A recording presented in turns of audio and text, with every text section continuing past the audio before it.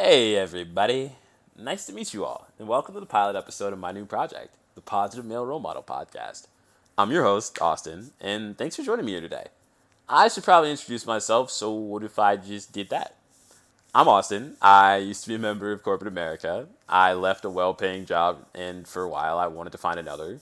But then I realized, after half-heartedly sending in job apps and interviewing, I was kind of fighting for something I didn't really want and that I wasn't passionate about just so I could pay my bills. Which, like life, I know it's how it works. But it made me curious if there was maybe another way I could go about this all. The more I slogged through that process in this economy, the more I felt disillusioned. And if I feel disillusioned about something, I know myself well enough to know I'm probably going to be worse at it than if my heart was in it.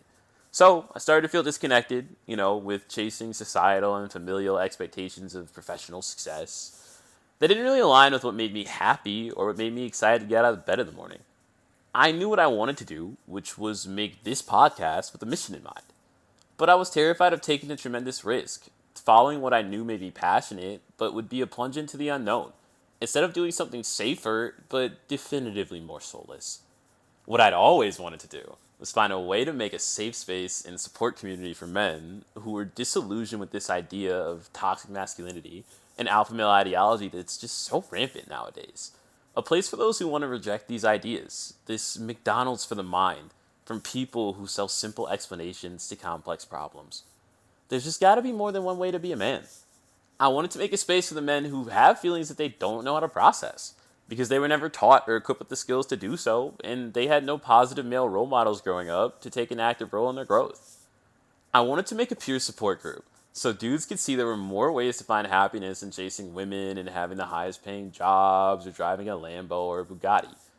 I wanted to create a space where men who shared a desire for self actualization could find the tools to better themselves in their everyday life. And that's the topic of today's podcast, actually. Today's topic is about self actualization. So, what is self actualization? It's defined as the realization or fulfillment of one's talents and potential, especially considered as a drive or need present in everyone. So, let's put that in layman's terms. Everyone listening to this podcast right now has dreams, deep desires of things they want to do. Many of us are afraid of actually pursuing those dreams or exploring who we really are, beyond the role and identity we've been taught to play our entire lives by parents, teachers, friends, partners, coaches, everybody. Many of us are living lives that we don't really want to live, and you can tell by how little energy, passion, and effort we're putting into it. Maybe there's more to life than clocking into a job you hate every day, studying for a degree you don't want, but that your parents told you will only be successful if you pursue. At the end of the day, we are responsible for our own happiness, not your mom, girlfriend, wife, dad, or anyone else. At 1 a.m. when you're alone with your own thoughts, or first thing in the morning in the bathroom mirror, it's just you. The longer we are out of touch with what we really want in this life, the longer we ignore the deep desires and passions of our heart, the more disconnected you can get from yourself, especially if you never developed a sense of self in the first place. This life is very good at providing an endless series of distractions from our problems and what we really feel. I've made this podcast for people who are tired of running, or at least contemplating facing these things, even if they're not quite there yet. I believe life comes down to the little choices we make day by day, but it also comes down to taking steps to change the direction our life is going if we don't like it. Relatedly, I think 2020 was a big destabilizing event on a personal level for many. I truly think a lot of people have not been the same since the pandemic, and it was a time where many people mentally broke or gave up. I'm here to speak to that tiny spark, the little fire inside all of us that may not be big enough to be ablaze yet, but with a little kindling may very well become the wildfire it was always capable of being.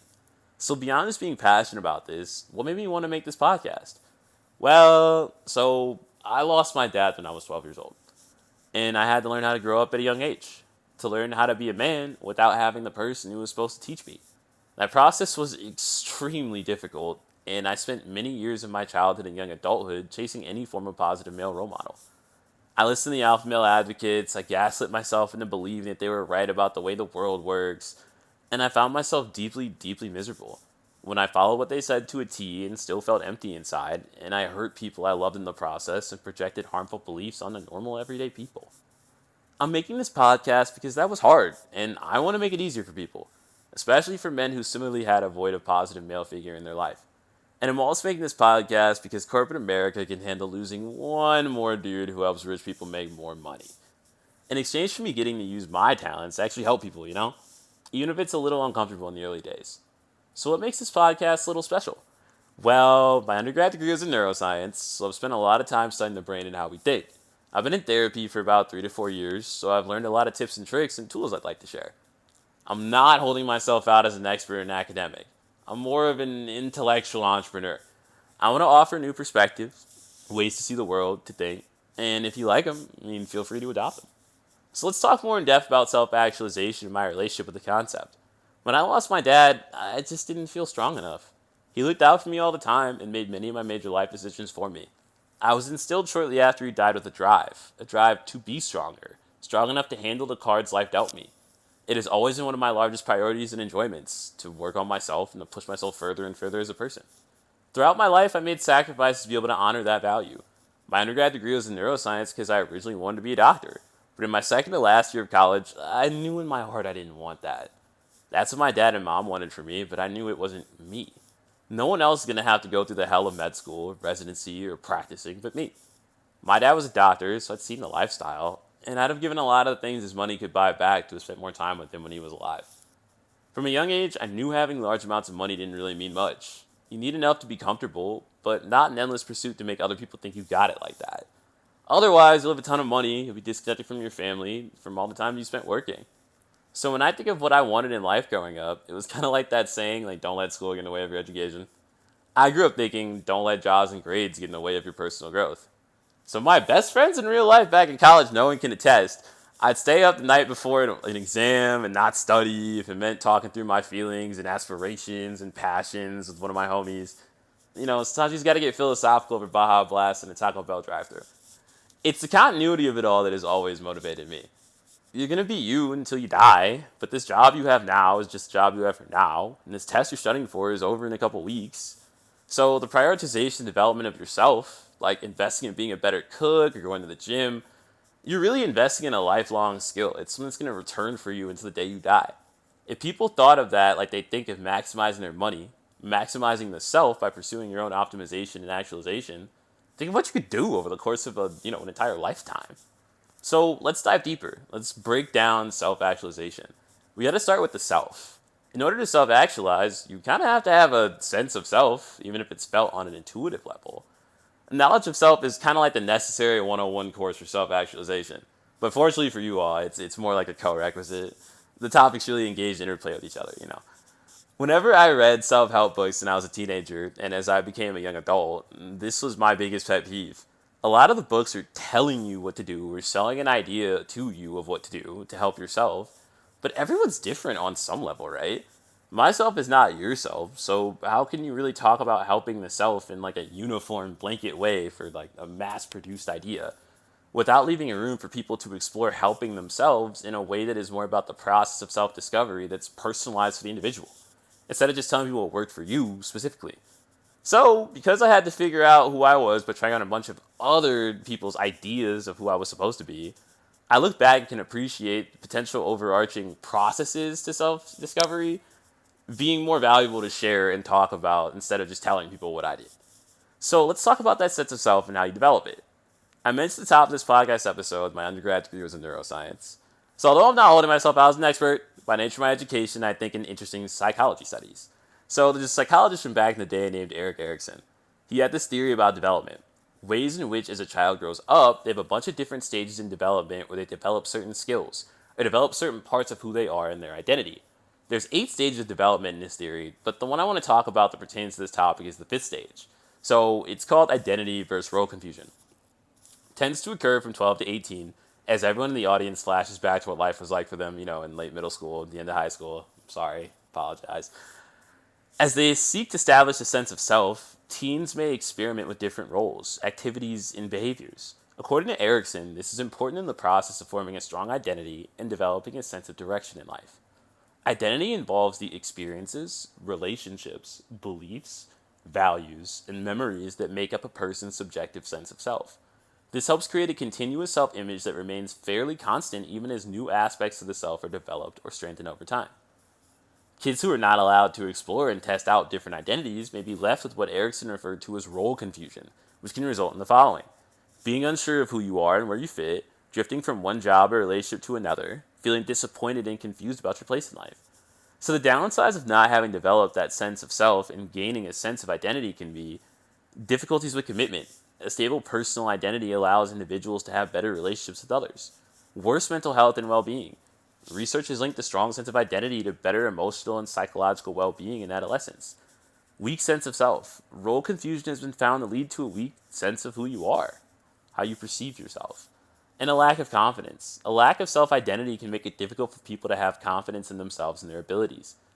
I'll throw a link to this article and some other pieces on this topic in the notes of this podcast, wherever you find it. I know as I read some of these things, I can resonate with having experienced these feelings myself. Essentially, if you grew up and never had the freedom from your parents to experiment with what you like, who you want to be, and who you are, kind of like trying on new hats to see which ones you like, which ones you don't like, you can end up wearing a hat that you don't actually like. Instead, you spend your life wearing a hat someone else gave to you. At its core, another person shouldn't tell you who you are. You should determine who that is yourself.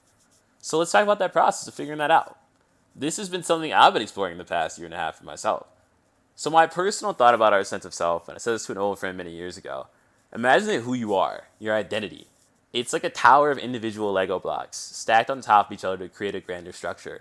On each Lego block, there's a different trait or quality written on it. And together, all of these blocks compose who you are. You can remove certain blocks and add new ones. Some blocks are unremovable. For example, my ability to be passionate about the things I care about. The process of self-discovery is the process of examining blocks that have always been there and determining which ones you want to keep, which ones you determine no longer suit your vision of the tower and might like to remove, and which ones you want to incorporate in the next version, if possible. So a good process for figuring out your identity, who you really are, developing that sense of self, is to do that active experimenting that you might not have gotten to do as a kid, instead as an adult. Trying on new hats in my first metaphor. Reaching in the box of stray Legos in your house and seeing which Legos fit with the tower you have now. Even if you can't seal the blocks in your current tower, what doesn't feel right might not be who you are, and what does feel right might be who you are. But you can also do it in an educated guess type of way, even if you don't really know where to start. I'd start by listing the things you do know about yourself, the things you know you like that spark joy, and then consider activities and hobbies that are related or adjacent to those things that spark joy too. So I'll give an example. I have always loved music. It's a very authentic trait in me from a young age when I used to sing in choir. So as a kid, I really liked electronic music, but rap was super popular among the kids at school. I liked rap, but I had some EDM, bass, house music on my iPod Nano and the iPod Touch.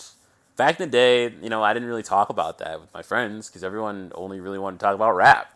So as I grew up, I lost touch with actually listening to that music, except for that odd blip in pop music history when the Chainsmokers, had the pop game in a chokehold for a couple of years. But in the past year that I've been working on rebuilding my identity, I decided to give going to electronic music concerts a try, see if I liked it. And I loved it, right? Next thing I know, I went to a big music festival with some friends, and it's one of my favorite memories from 2022.